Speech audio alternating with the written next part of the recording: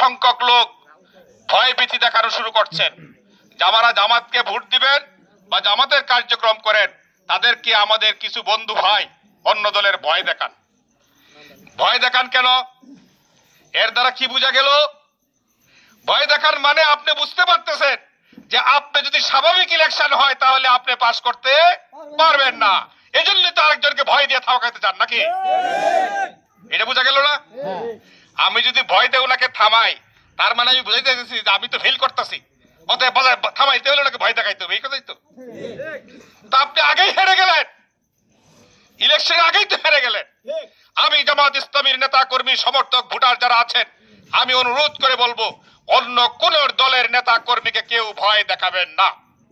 আমি ঘোষণা দিয়ে গেলাম জামাতের কোন নেতা কর্মী কাউকে ভয় দেখাতে পারবেন না, পারবেন, আমি নিষেধ করে গেলাম, পারবেন না। আমরা কাউকে ভয় দেখাবো না। আমরা গণতান্ত্রিক পরিবেশ চাই। আমরা জনগণের কাছে প্রত্যেক দলের নেতারা এসে ভোট দিবেন, ভোট চাবেন, বক্তব্য দিবেন, যাকে ভালো লাগে জনগণ তাকে গ্রহণ করবে, আমরা সেটাই বিশ্বাস করি। ভয় ভীতিতে আমরা বিশ্বাস করি না। আমি চাই এখানে এসে দাঁড়ান প্রত্যেক প্রার্থীরা একসাথে একজনের পর একজন বক্তৃতা করুক, জনগণ সবার বক্তব্য শুনে যাকে পছন্দ হয় তাকে ভোট দিবেন।